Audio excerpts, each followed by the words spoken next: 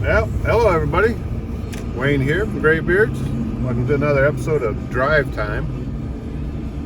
I suppose the topic today, I don't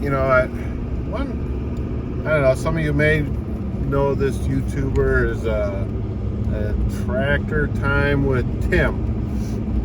I love his channel.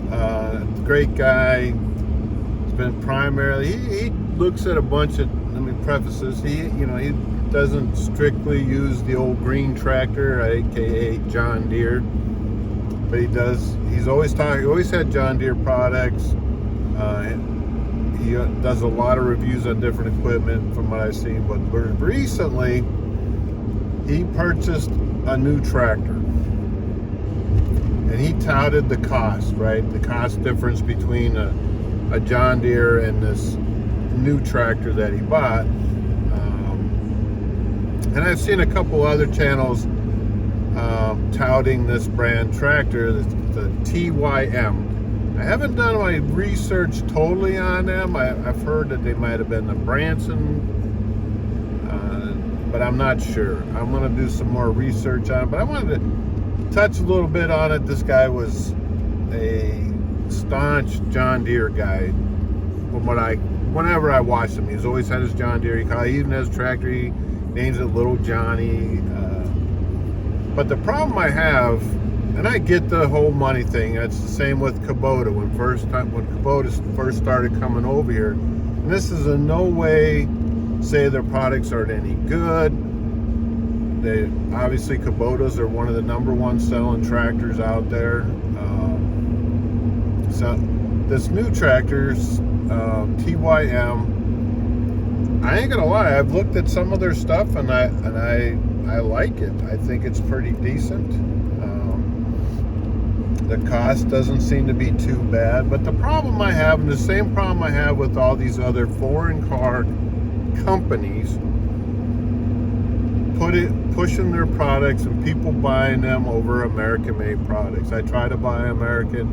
Yes, I get it. They have parts made in other countries. Totally get it and understand that. But if you're gonna cry about how expensive things are and how I want a pay raise, we all do. I'm not saying you're right or wrong. Well, you gotta buy American products to support those wages of American companies to provide. They're bringing this stuff over from these countries that don't pay their workers what we consider a fair wage for the job that they're doing. Yet most people, and I'll put myself in that, I want a wage commensurate to the work that I'm doing, commensurate to the cost of living in this country, a fair wage, if you will. I just don't understand people's mentality. And maybe you guys out there can share some light on it. When you're stammering for higher wages, jobs, yet you're buying products from countries that don't support that same belief. You're sending the profits to another country, not keeping it in American companies that can then afford to pay these higher wages. I just don't understand it. I don't know why people, they tout. I just doesn't make no sense. Let me know what you guys think in the comments. Click it down in there if you disagree with me. If you're one of those people that don't think that's the case, I'd love to hear from you. Let's keep American money in America the best we can. That's my stance on that. I am coming to you from a different vehicle, my 2005 GMC Sierra.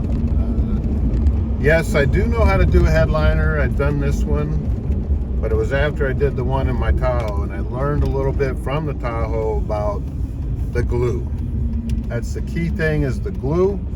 Unfortunately, I couldn't get the headliner color quite right. It's a little darker than what the factory was, But it looks all right. It's up there. It's not hanging down. It's not blowing in my face like the other one started doing.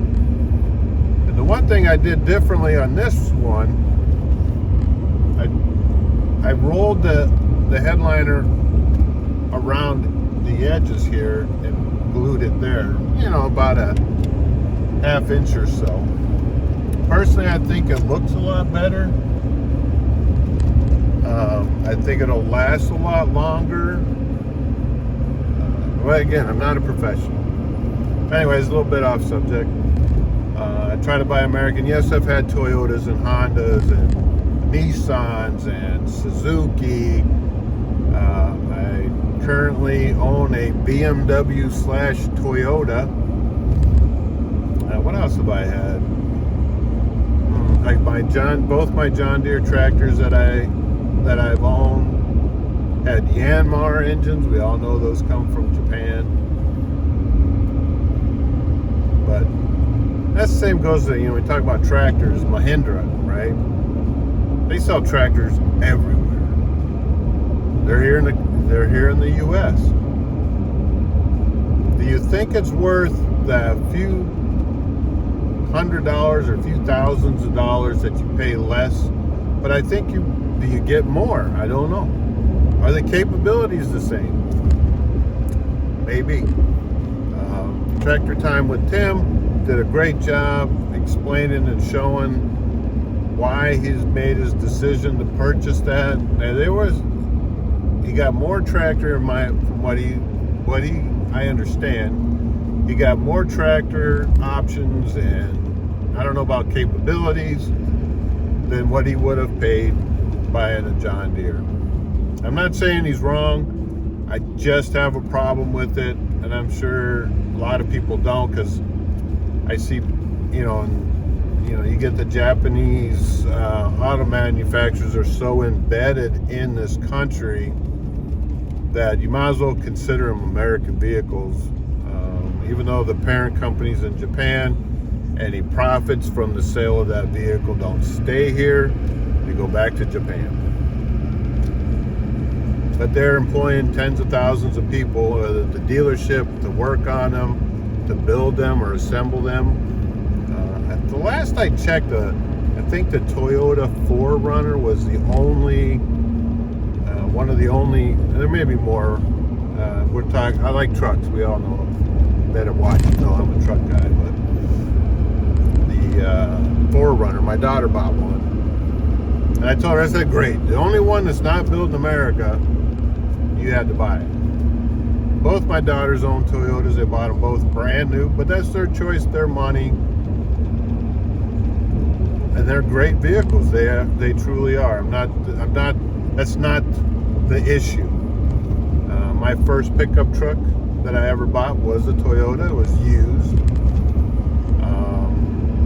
Is that the same thing as buying a new one? I would argue no.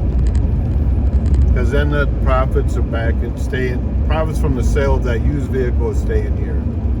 They already got their money when they sold it to whoever bought it new.